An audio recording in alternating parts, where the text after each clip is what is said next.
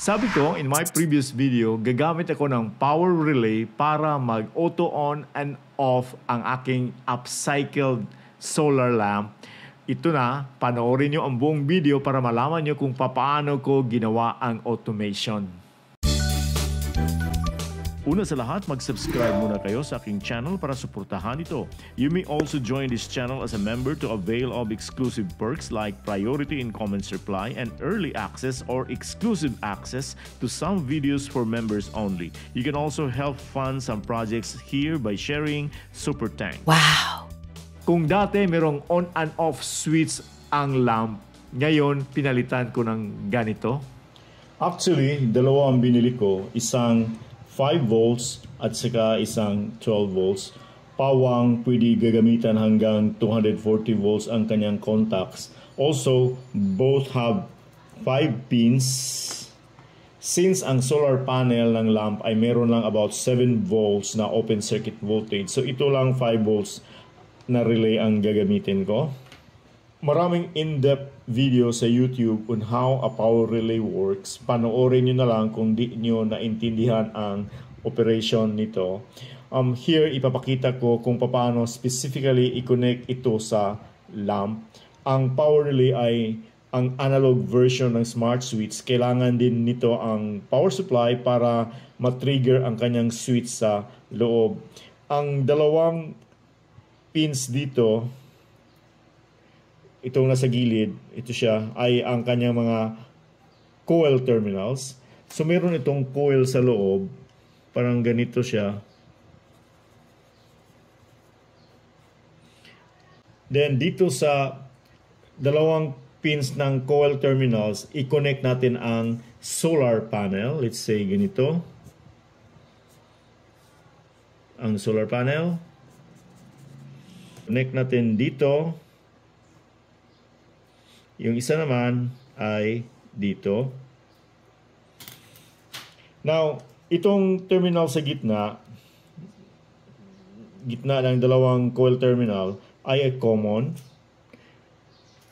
Dito natin i-connect yung baterya, yung isang terminal ng baterya.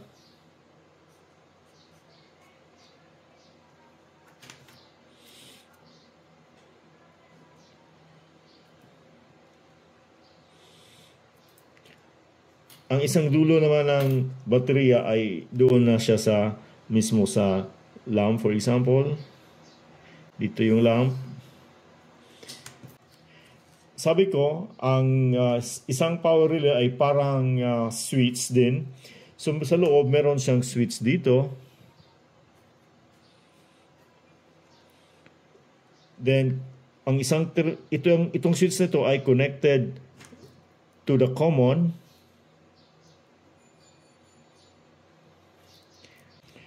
Ang switch na ito ay matri-trigger once merong power supply na pumapasok dito sa coil via electromagnetism. Then, this is a naturally open and naturally closed relay kasi 5 pin ito. Nandito sa taas ang naturally open, nasa baba naman naturally closed.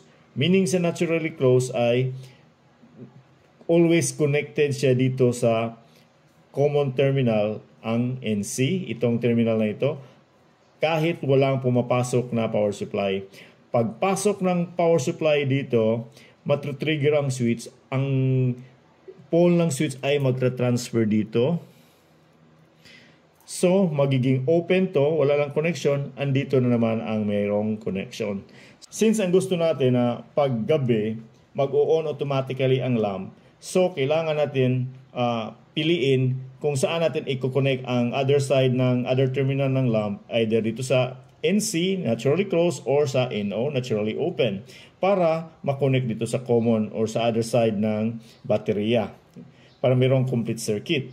Ngayon, ang ating relay ay naturally closed, so kung gabi, wala nang pumapasok dito na power, kasi gabi na, wala nang power na mabibigay ang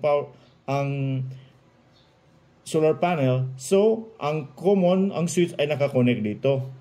So, dito dapat natin i-connect ang lamp sa NC. Now, pag kinaumagahan, nang papasok na ang ilaw, papasok na ang araw, so magkakaroon na ng power generation ng solar panel, papasok ito sa terminal, matritrigger na siya. Mula sa NC, ang pole ng terminal, magta-transfer siya doon sa NO, naturally open. So by that time, ang ating lamp ay mag-o-off kasi wala na siyang connection dito sa common. So yun ang ating setup. So ganito ang mukha ng ating board dito. Nakita nyo, ang mga LED chips andito sa sa side na ito. Ito yung original na side niya na nasa front sana. Sira to. So kaya ang ginawa ko, yung mga LEDs dito, ang kanyang terminal ay dito sa harapan ng board. Dito ko kinoconnect. So dito mga wires at ang LEDs ay dito sa kabilang side, sa backlight, di ba? Okay, yun. Okay, now, kinoconnect na natin itong ating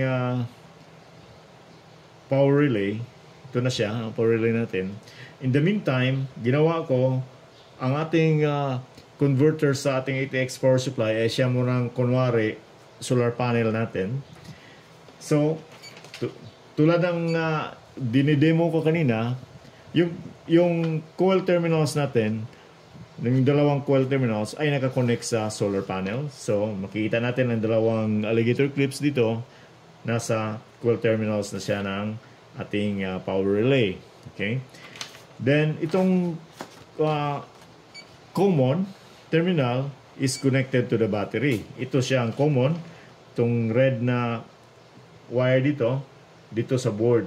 At connected yan dito sa red wire ng baterya, paputang baterya. Connected yan dito sa board. Ang NC naman dito ay connected ito siya sa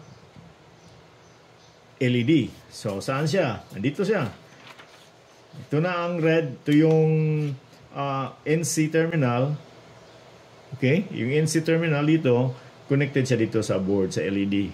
Okay? So, sa ngayon, kunwari, umaga, so nasa 5 volts ang ating voltahe mula sa ating solar lamp. Pagdating ng tanghali, aabot yan ng 7 volts. 7.5 volts, ganun ang peak ng voltahe mula sa ating solar panel. Na-test ko na yan. Pagdating ng hapon, bababa siya, 6 volts. Then, babalik sa 5 volts. Babalik sa down to 4 volts. Then, nag-3 volts na siya. Then, 2 volts hanggang madilim na. 1 volt na lang. At hindi na nagcha-charge yung ating solar panel. So, iilaw na ang ating LEDs. So, ganoon lang ang automation. Now, pagdating ng umaga, aakyat na naman ang voltahe mula sa ating solar panel. Magcha-charge siya ulit. So, naging 2 volts. Di pa kaya niyang i-off ang ating LEDs. O di pa siya nagcha-charge. Nag-3 volts na siya. Pagdating ng 4 volts, nag-o-off na rin yung ating LEDs kasi nagsimula nang magcha-charge ang ating solar lamp to the battery. Para continuous yung yung charging ng ating baterya, kailangan yung positive ng baterya ay nakakonect yan dito sa ating solar panel. So, lalagyan ko yan ng connection. Yung negative naman niya ng baterya at saka negative dito ng ating LED board ay connected yan. Isa lang yan, linya. So, nakakonect yan diretso from the battery and from the solar panel. Ganun lang siya. Napagana na natin yung LED lamp via the power relay. So, ang problema naman natin, sabi ko kanina, kailangan natin i-recharge ang battery. Kailangan ang battery ay makakonect doon sa solar panel.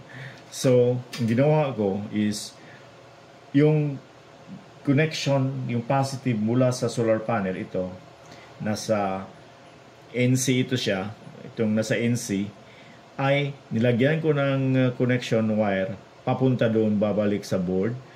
Bago siya makarating dito sa baterya, ang supply ng solar panel na dadaan dito ng kable na ito, ay dadaan sa isang, dadaan siya dito ng isang diode para makakonect siya dito sa baterya. Okay? So, ang purpose ng diode ay upang the other side, yung voltahe mula sa mismo sa baterya ay hindi babalik dito sa hindi mag counterflow. Okay? So, yan ang purpose ng diode. Kasi ang diode is one way lang yan ang diode eh. So, kaya may diode dyan. So, again, dito sa NC ng relay, which is connected to the positive side ng solar panel, then, papunta siya dito sa board, yung original placement ng kanyang kable sa solar panel, then baan dito sa diode, then mula dito, papunta na sa baterya. Okay? So, yun ang connection niya. Tingnan natin. Naka 1 volt yung solar panel natin. So, i-adjust natin siya. I-up natin. 2, 3, 4. So, meron ng pumapasok na voltahe mula sa ating solar panel. Nag-off na yung ating LED lamps. Now, titingnan natin dito. Umpisa na siya nagcha-charge. So, hanggang yung baterya niya ay mag-a-up siya, yung voltahe mula sa solar panel ay mag-a-up siya hanggang 7 volts. Yan, nagcha-charge na siya ulit doon sa ating baterya. So, yun. So, at least, successful yung ginawa nating maneuver para lang ma-automate natin itong pendant lamp na upcycled na siya kasi nasira itong board niya, hindi na siya makapag-auto on and off. Then, yung mga LED chips niya ay inabandon ko na lang, pinalitan ko ng LED bulb, okay? Yung ordinary, yung regular LED lamps. Siguro, magtatanong kayo, bakit ang ginamit ko na power relay ay itong 5 volts ang power supply, hindi itong 12 volts? Ito kasi, yung panel natin ay aabot siya hanggang 7.5 volts or over pa. Kung mainit na mainit talaga, ganun siya, aabot siya. Now, sinubukan ko to, actually, sinubukan ko to kanina, na ito ang ilagay, 12 volts. Ang mangyayari, yung ilaw ay umiilaw pa rin hanggang 7 volts. Okay? Nat-trigger ang relay pagdating na sa 8 volts. So, pagdating ng 8 volts sa supply mula sa ating converter, saka pa na-trigger yung switch sa loob ng relay at na-off ang ating LED. So, hindi pwede ito. Kasi yung panel natin is hanggang 7.4, 7.5 volts ang peak niya eh. So, mahirapan ang ating solar panel na matrigger ang ating relay na 12 volts. So, 5 volts ang ginamit ko. May problema dito kasi kung makita nyo, ang mga LEDs ay on pa rin. Ibig sabihin, yung charging voltage mula sa solar panel ay hindi pa umabot ng 4 volts kaya hindi pa na-trigger yung power relay. And hindi kasi nakikita ng power relay ang paligid kung maliwanag na o hindi. It's just basing on the voltage coming from the solar panel. Yung solar panel natin nandun sa taas. So, I think hahanap ako ng paraan nito para mas efficient siya. Na talagang pagdating ng mag-off siya ng maaga. If you have questions, please comment below. For channel members, you can chat me directly over Storyang Hightech Messenger as a perk for being a member of this channel. Daghang salamat, bye.